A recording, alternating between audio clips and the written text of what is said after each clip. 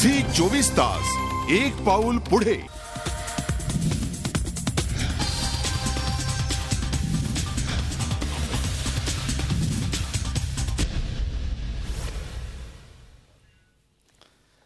नमस्कार. रोखोक बने आपलं स्वागत.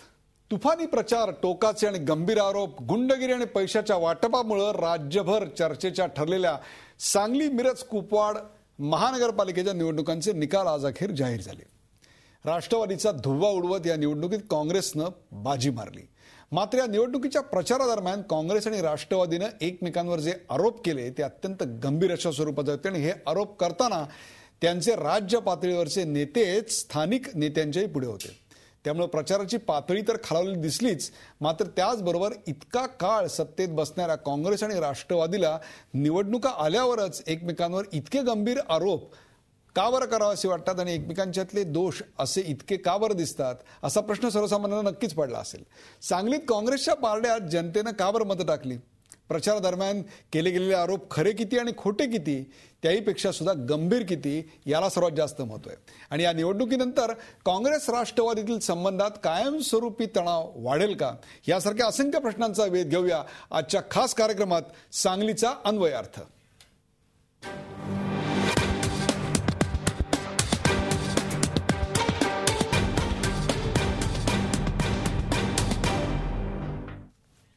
सांगलीचा अन्वयार्थ या खास कार्यक्रमात मी स्वागत करतो प्रतीक पाटील. प्रतीक पाटील हे काँग्रेसचे खासदार आहेत, केंद्रीय राज्यमंत्री आहेत. सांगलीहून ते आपल्या सोबत आहेत. प्रतीकजी, आपलं स्वागत. माझ्या सोबत आहेत ज्येष्ठ पत्रकार अभय देशपांडे, आमच्या ठाण्याच्या ब्युरोमधून ते आहेत. अभयजी, आपलं स्वागत. आणि माझ्या सोबत आहेत आशिष शेलार. आशिष शेलार हे मुंबई भारतीय जनता पक्षाचे अध्यक्ष आणि त्याचे प्रवक्ते आहेत. आशिषजी, आपलं स्वागत. या कार्यक्रमाला सुरुवात करण्या अगोदर पाहूया आजचा रोखठोक प्रश्न.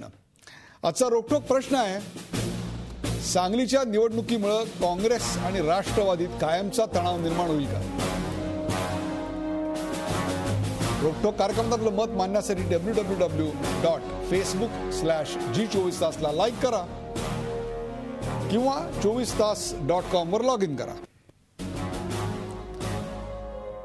सांगलीचा अन्वयार्थ या कार्यक्रमाला सुरुवात करण्या अगोदर आज सांगलीत नेमकं काय घडलं त्याविषयीचा पाहूया एक रिपोर्ट.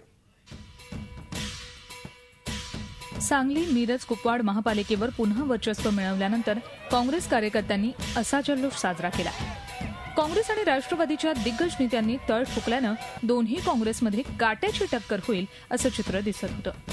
पण राष्ट्रवादीनं गुन्हेगारी पार्श्वभूमीचे उमेदवार रिंगणात उतरवल्याचा मुद्दा आणि अखेरच्या टप्प्यात राष्ट्रवादीच्या कार्यकर्त्यांकडून झालेली हाणामारी आणि पैसे वाटपाच्या घटना उघडकीस आल्यानं झालेली टीका यामुळे सांगलीकरांनी राष्ट्रवादीला नाकारत काँग्रेसच्या हाताला साथ दिली आणि स्पष्ट बहुमतानं काँग्रेस सत्तेवर आली.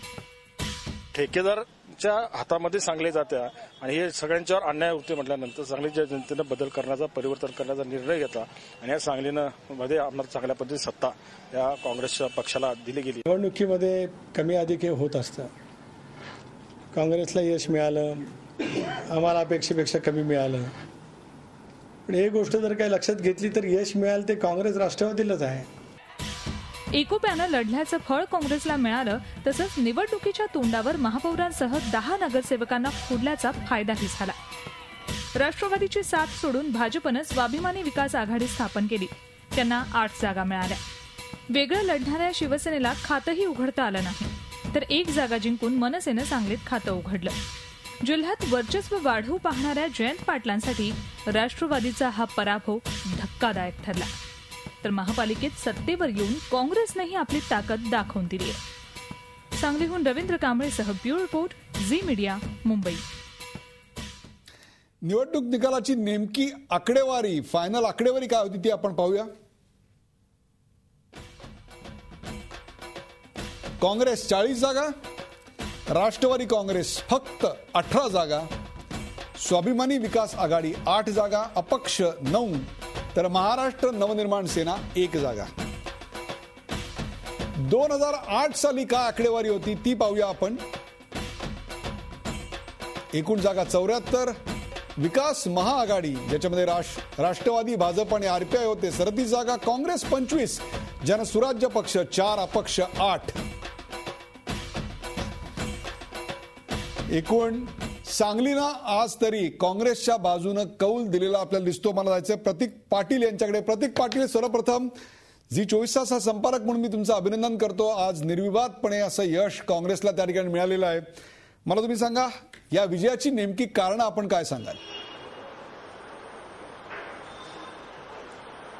आज खऱ्या अर्थाने जर विचार केला तर पूर्णपणे हे यश जे मिळालेलं आहे, तर 5 वर्ष जी राष्ट्रवादीला किंवा महाआघाडीला त्या ठिकाणी जे सत्तेमध्ये काम करणं आवश्यक होतं, विकास करणं ही काम त्या ठिकाणी झालेलं नाही.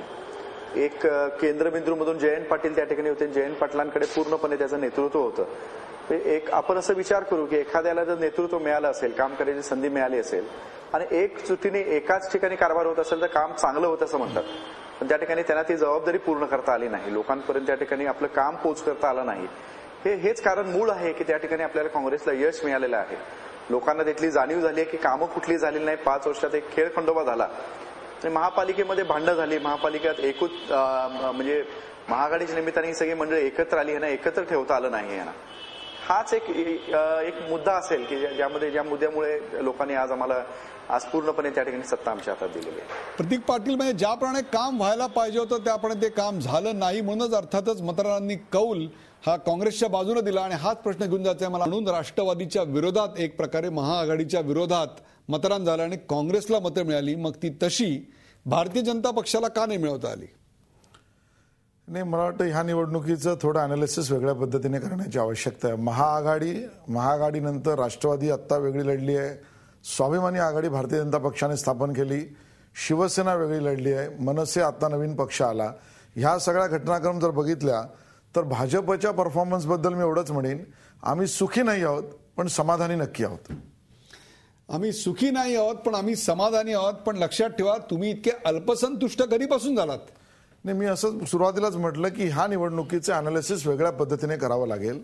सांगलीतलं राजकारण, आधी सत्तेवर असलेल्या महाआघाडीतला भाजपचा रोल, त्यामध्ये असलेला राष्ट्रवादीतल्या नेत्यांचा रोल आणि त्यानंतर आजच्या निवडणुकीत सेना मनसे वेगळं असणं आणि भाजपने स्वाभिमानी आघाडी करणं, ह्या बॅकग्राऊंडवर मी म्हटलं समाधानी आहोत. ह्याचा अर्थ आम्ही सुखी नाही आहोत. अभय देशपांडे, तुम्ही दोघांची मतं ऐकलेली आहेत. एक प्रकारे या निवडणुकीचा जो निकाल लागला त्या निकालाचा नेमका संदेश आपल्याला काय दिसतो? याचं कारण मागच्या वेळेला आपण पाहिलं असेल तर महाविकास आघाडी त्या ठिकाणी होती, तर आता काँग्रेसला निर्विवाद सत्ता मिळाली. एक प्रकारे ज्या कारणाकरता काँग्रेसला त्यावेळी नाकारलेलं होतं त्याच कारणाकरता यावेळी एनसीपीला नाकारलेलं दिसतंय. नाही, मुळात सांगली हा जो आहे, सांगली हा पहिल्यापासून काँग्रेसचा बालेकिल्ला राहिलेला आहे. त्यामुळे मागच्या वेळेस सुद्धा आघाडीला जे यश मिळालं ते काँग्रेस व्यतिरिक्त सर्व पक्ष एकत्र आले होते आणि त्यांचं ते यश होतं. यावेळेस तशी परिस्थिती नव्हती. यावेळेस अनेक घटक म्हणजे काँग्रेसला मिळालेलं यश हे अनपेक्षित किंवा धक्कादायक नक्कीच नाही आहे, परंतु त्यांना अपेक्षेपेक्षा अधिक यश मिळालं असं मी म्हणेल. याची कारणं प्रमुख होती 3-4. त्यातलं एक प्रमुख कारण होतं ते म्हणजे मागच्या 5 वर्षाचा कारभार. म्हणजे त्या आघाडीचं नेतृत्व राष्ट्रवादीकडे होतं, पण राष्ट्रवादीच्याच तिथल्या स्थानिक नेतृत्वावर पक्षाची कमांड राहिलेली नव्हती. तिथे कोणाचाच कोणाला पायपोस नव्हता. म्हणजे माजी महापौर जे होते, मावळते महापौर, ज्यांना त्या म्हणजे राष्ट्रवादीने राजीनामा द्यायला सांगितल्यानंतरही त्यांनी राजीनामा दिला नाही आणि स्वबळावर आपली सत्ता तिथली ठेवली होती स्वतःच्या हिमतीवर. दुसरी गोष्ट, यावेळेस ज्या पद्धतीने प्रचाराची पातळी आता प्रत्येक निवडणुकीत आपल्या रुपयांप्रमाणे घसरत चाललेली आहे. या निवडणुकीमध्ये ज्या पद्धतीने प्रचार झाला हा दुसरा भाग होता. गुन्हेगारांना जी तिकीटं दिली हा तिसरा भाग होता. आणि जे पोलरायझेशन झालेलं आहे मागच्या दंगलीनंतर, त्याच्यानंतर जो एक तिथे समाजामध्ये एक वेगळ्या प्रकारचं वातावरण निर्माण झालं होतं.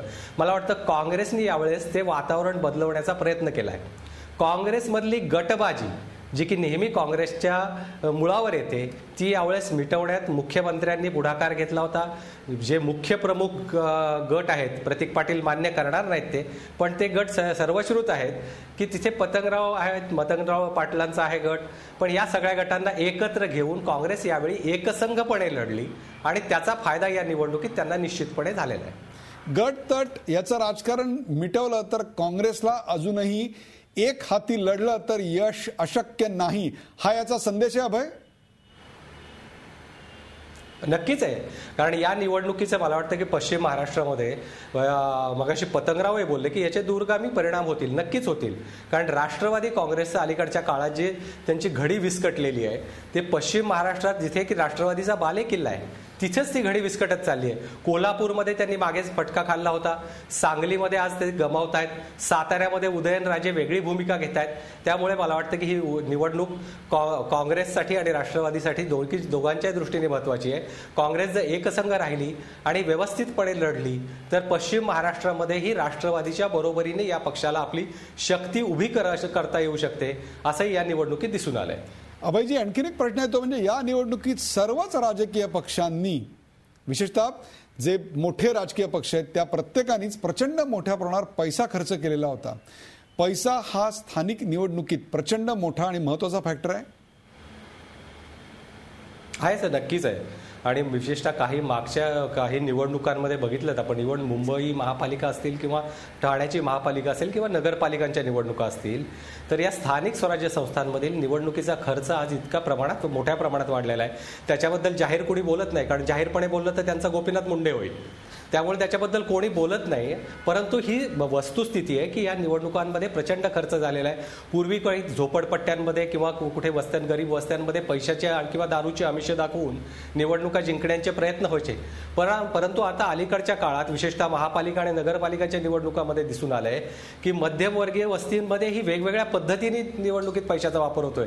कोणी आपल्या सोसायटीला टाईल्स बसवून द्या म्हणून सांगतं, कोणी पाण्याची टाकी करून द्या म्हणून सांगतं. असं वेगवेगळ्या पद्धतीने पैशाचा वापर खूप वाढलेला आहे. म्हणजे हा वापर जो आहे तो निश्चितच मला वाटतं सांगलीतही झालेला आहे, परंतु त्याचा परिणाम फारसा झालेला दिसत नाही, कारण अनपेक्षित निकाल आलेले नाही आहेत. बरोबर आहे. आज दुपारी मी राजू शेट्टी, स्वाभिमानी संघटनेचे राजू शेट्टी यांच्याशी बोलत होतो, त्यावेळेला त्यांनी सुद्धा या पैशाच्या धनशक्तीबद्दल आणि त्याच्या वाढत्या प्रसाराबद्दल काही चिंता व्यक्त केली होती. आशिष शेलार, कुठेतरी या पैशाच्या खेळात आपण कमी पडलात असं वाटतंय? मुळात भारतीय जनता पार्टीचं हे मानणं आहे की आम्ही पैशाच्या खेळात स्वतःला गुरफटवून घ्यायचंच नाही, हे आम्ही ठरवलेलं आहे. जी काही आपली शक्ती आहे, जी काही आपली ताकद आहे, जी काही नेतृत्व शक्ती स्थानिक पातळीवर आहे आणि जे मुद्दे स्थानिक पातळीवर आहेत त्यांना घेऊन या निवडणुकीला जायचं आणि त्या पद्धतीने सांगलीच्या निवडणुकीत आम्ही गेलो. पण मुळातच ओव्हरऑल आपण बघितलं तर जेव्हापासून राष्ट्रवादी काँग्रेस नावाचा पक्ष स्थानिक पातळीच्या निवडणुकात अग्रेसिव्हली उतरायला लागलाय तेव्हापासून आणि विशेषतः सरकारमध्ये काँग्रेस राष्ट्रवादी आहे तेव्हापासून धनशक्तीचा उपयोग हा सरसकट सगळ्या निवडणुकांमध्ये जास्त दिसतोय. आणि ह्याचं चिंतन मला असं वाटतं ज्यांना ज्यांना महाराष्ट्राची चिंता आहे, ज्यांना ज्यांना महाराष्ट्रातल्या राजकारणाची चिंता आहे, समाजकारणाची चिंता आहे, त्या सगळ्यांनी करण्याची वेळ आलेली आहे, एवढंच मला जरूर म्हणावं असं वाटतं. ब्रेकवर जाण्यापूर्वी प्रतीक पाटील यांना एक छोटासा पण अत्यंत महत्त्वाचा प्रश्न आहे. प्रतीक पाटील, वसंतदादा गेल्यानंतरची पिढी आता एक प्रकारे राजकारणात आली आणि त्याहीपेक्षा सुद्धा ती आता मतदानाला आली, तरी सुद्धा वसंतदादा पाटील यांना मानणारा जो सांगलीमधला गट आहे, वर्ग आहे, त्यांचा जो प्रभाव आहे त्याचंही प्रतिबिंब या निवडणुकीत उमटलेलं दिसलं?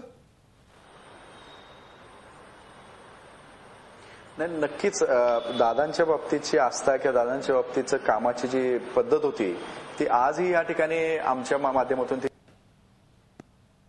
तरी आम्ही आमदारकीला या ठिकाणी आम्हाला पराभव मिळाला होता. त्याचबरोबर मागच्या महानगरपालिकेला हा साधारणपणे आम्ही पराभूत झालो. पण तरी ओव्हरऑल विचार केलं तरी दादांच्या विचाराची मंडळी आहेत, पण आमचं वागणं त्या ठिकाणी जर दादांच्या विचाराने जर चालत असले तर 100% आम्हाला त्या ठिकाणी आपल्याला हे खरं म्हणजे दोघांची पण मी चर्चा ऐकली.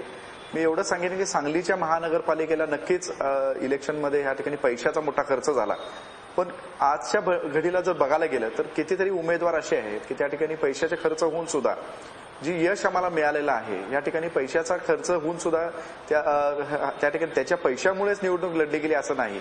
पण ते मुद्दे एक सांगली जनतेने, आता एक उमेदवार आमच्याकडे मनसेचे होते, ते फार मोठ्या प्रमाणात पैसा त्या ठिकाणी खर्च म्हणजे त्या ठिकाणी कुठेतरी सांगलीची जनता फक्त पैशावर लढते असं काही. प्रतीक पाटील यांना मी एक अडचणीत आणणारा प्रश्न निश्चित विचारणार नाहीये की नेमका राष्ट्रवादीनी किंवा त्यांच्या पक्षांनी किती खर्च केलेला होता, कारण अशा प्रकारची विधानं प्रसारमाध्यमांच्या समोर केल्यानंतर त्या पक्षाला आणि त्या व्यक्तीला काय अडचणी भोगाव्या लागतात याची आपल्या सगळ्याला कल्पना आहे. एक ब्रेक घेतो आणि ब्रेक नंतर आपण यातल्या खालावलेल्या प्रचाराच्या दर्जाबद्दल चर्चा करणार आहोत. कुठे जाऊ नका, पाहत राहा झी 24 तास. आपण पाहताय सांगलीचा अन्वयार्थ.